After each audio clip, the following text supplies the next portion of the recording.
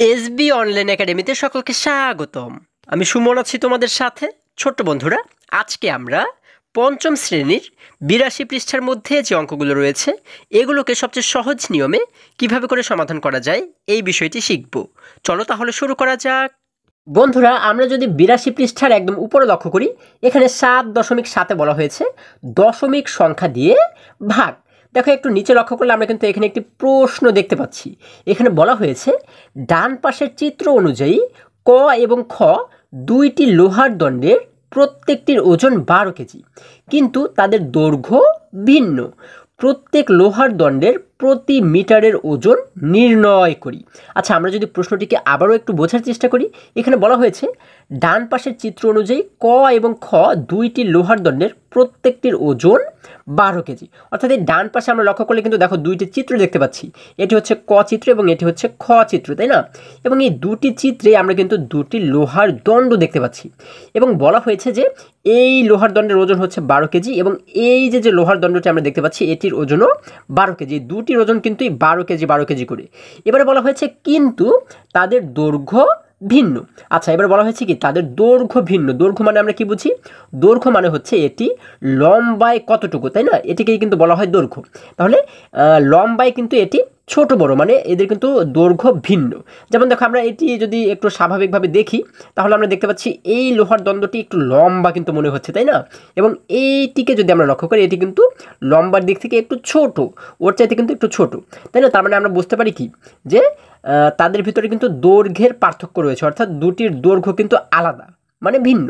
আচ্ছা, এবারে বলা হয়েছে প্রত্যেক লোহার দণ্ডের প্রতি মিটারের ওজন নির্ণয় করি।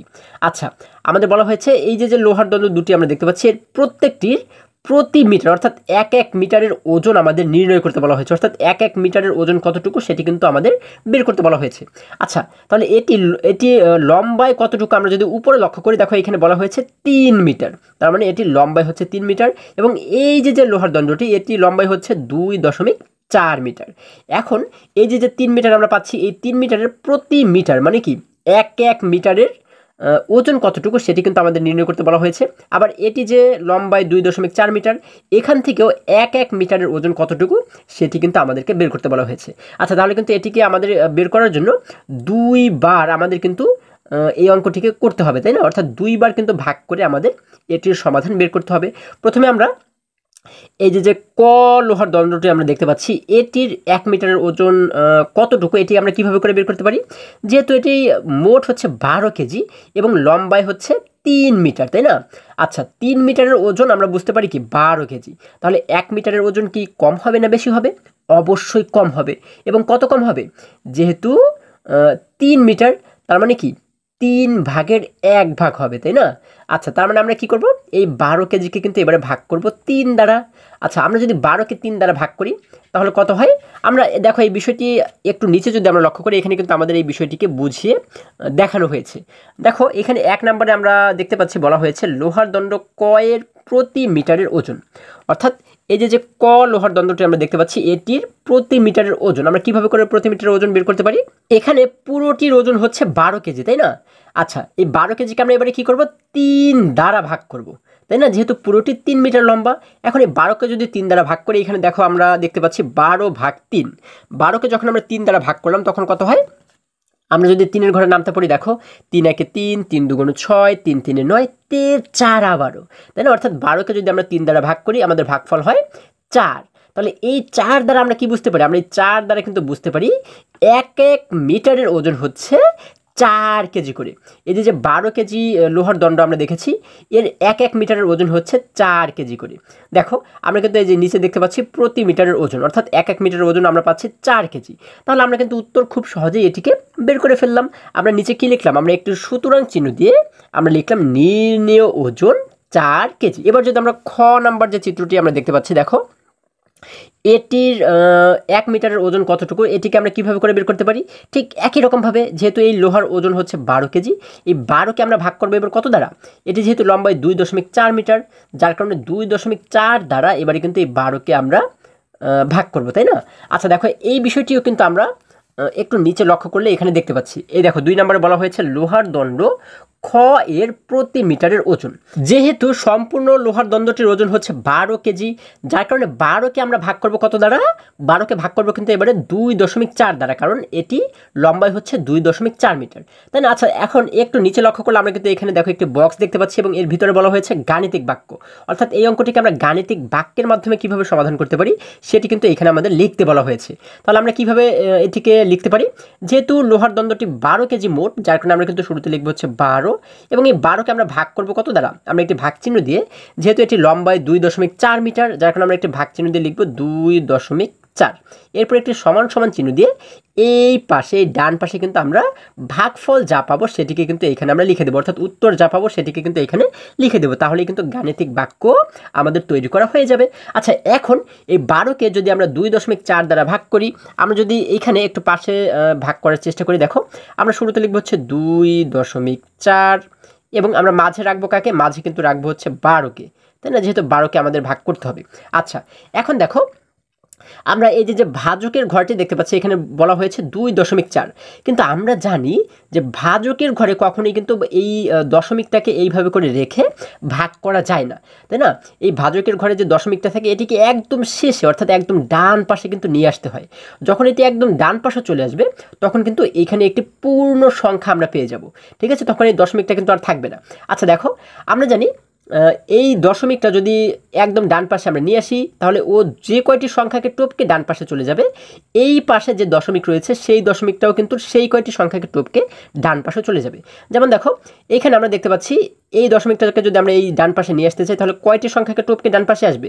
একটি সংখ্যাকে টপকে কিন্তু এই ডান পাশে আসবে, অর্থাৎ 4কে, মানে একটি সংখ্যাকে টপকে কিন্তু ডান পাশেও চলে আসবে। তাহলে ওই এখানে চলে আসলো। দেখো, আমরা দশমিকটা এখানে বসিয়ে দিলাম, এইখানে কিন্তু এখন আর দশমিক নেই, এই দশমিকটা কিন্তু এখন আর নেই। তাহলে 2 এবং 4 মিলে হয়ে গেল 24, তাই না? এখন কিন্তু এটি একটি পূর্ণ সংখ্যা হয়ে গেল। এবারে দেখো, আমি যেটি বলেছি যে এই দশমিক যে কয়টি সংখ্যাকে টপকে ডান পাশে চলে আসবে, এইখানে এই ঘরে যে দশমিকটা থাকে সেই দশমিকটাও সেই কয়টা সংখ্যাকে টপকে ডান পাশে চলে আসবে। আচ্ছা দেখো, এইখানে কিন্তু আমরা এখন দশমিক দেখতে পাচ্ছি না, তাই না? আচ্ছা, এখন আমরা কি করব তাহলে? এই যে 12 আমরা দেখতে পাচ্ছি, এই 12 কি? 12 কিন্তু একটি পূর্ণ সংখ্যা। আমাদের সবসময় মনে রাখতে হবে যে কোনো পূর্ণ সংখ্যার ডান পাশে কিন্তু একটি দশমিক থাকে। এই দশমিকটা আমরা লিখলেও দশমিক এখানে আছে, আর যদি না লিখি তাও কিন্তু এখানে একটি দশমিক আছে, ঠিক আছে? আচ্ছা, তার মানে এখানে যেহেতু কোনো দশমিক আমরা দেখতে পাচ্ছি না, তার মানে কিন্তু আমরা ধরে নিতে পারি কি? আমরা ধরে নিতে পারি এইখানে একটি দশমিক রয়েছে, তাই না? এখন এই দশমিকটা যেহেতু এক সংখ্যাকে টপকে ডান পাশে চলে আসছে, তার মানে এই দশমিকটাও কিন্তু এক সংখ্যাকে টপকে ডান পাশে চলে যাবে। এখন এর ডান পাশেও তো আর কিছু আমরা দেখতে পাচ্ছি না, আমরা ধরে নিলাম যে 12-র পরে এখানে একটি দশমিক রয়েছে, কিন্তু এই দশমিকের পরে তো আর কিছু নেই, তাহলে কাকে টপকেও ডান পাশে যাবে? এটি কিন্তু একটু বোঝার বিষয়, তাই না? দেখো, যখন কোনো সংখ্যা না থাকবে তখন আমরা কি করব? যেহেতু এক সংখ্যাকে টপকেও ডান পাশে যেতেই হবে, যার কারণে এইখানে একটি শূন্য দিয়ে আমরা এই একটি সংখ্যাকে বানিয়ে নেব। যদি 2 সংখ্যাকে টপকাতে হতো তাহলে 2টি শূন্য দিয়ে আমরা 2 সংখ্যাকে বানাতাম, ঠিক আছে? যদি 3 সংখ্যাকে টপকাতে হতো তাহলে আমরা 3টে শূন্য দিতাম। আচ্ছা, যেহেতু এক সংখ্যাকে টপকাতে হবে, যার কারণে এখানে একটি শূন্য দিয়ে এই দশমিকটাকে আমরা এইখানে নিয়ে আসবো। তাহলে দেখো, এইখানে কিন্তু এখন মোট হয়ে গেল 120 দশমিক। এখন এই দশমিকটাকে দিলেও সমস্যা নেই, না দিলেও সমস্যা নেই, কারণ আমরা জানি যে কোনো পূর্ণ সংখ্যার শেষে একটি দশমিক থাকে। আচ্ছা, তাহলে এখানে হয়ে গেল 120 এবং এখানে হয়ে গেল 24। এবারে আমরা দেখব যে 24-এর সঙ্গে কতকে গুণ করলে 120 হয়, তাই না? কারণ 24 দ্বারা আমাদের এবারে 120কে ভাগ করতে হবে। আমরা যদি আলাদাভাবে একটু আলাদা জায়গাতে গুণ করে দেখি, দেখো তো 24-এর সঙ্গে কতকে গুণ করলে আমাদের 120 হয়। আমরা যদি একটু গুণ করে দেখো, 24-এর সঙ্গে যদি আমরা একটু 5কে গুণ করে দেখি, তোমরা কিন্তু অনুমান করে গুণ করে দেখবে, হ্যাঁ? আচ্ছা, 5-এর সঙ্গে 4কে গুণ করলে হয় 4×5 = 20, এই দেখো 4×5 হয় 20। এই 20-এর শূন্যকে লিখলাম হচ্ছে আমরা এখানে, হাতে থাকে আমাদের 2। এবারে 5-এর সঙ্গে 2কে গুণ করলে হয় 5×2 = 10, 10 এবং হাতের এই 2 মিলে হয়ে যায় 12, তাই না? তাহলে দেখো, আমরা এখানে পাচ্ছি 120 এবং আমাদের এইখানেও কিন্তু রয়েছে 120, তার মানে এটির সঙ্গে কিন্তু মিলে যাচ্ছে, তাই না? যার কারণে আমরা কি করব? এই 5 দ্বারা গুণ করে যেহেতু 120 পাচ্ছি, যার কারণে এই 5কে কিন্তু আমরা উত্তরের ঘরে লিখে দেবো এবং এই 120কে লিখে দেবো এই নিচে, 120-এর নিচে। আচ্ছা, এবারে উপরের 120 থেকে নিচের 120কে বিয়োগ করলে কিন্তু আর কিছুই থাকে না, মানে 0। আচ্ছা, তার মানে আমাদের কিন্তু ভাগ করা হয়ে গেল। আমরা উত্তর পাচ্ছি কত? উত্তর কিন্তু পাচ্ছি 5। এই 5 দ্বারা আমরা কি বুঝতে পারি? আমরা 5 দ্বারা কিন্তু বুঝতে পারি এই যে লোহার দণ্ড খ, অর্থাৎ খ নাম্বার যে লোহার দণ্ড, এটির প্রতি মিটারের ওজন হচ্ছে কত কেজি?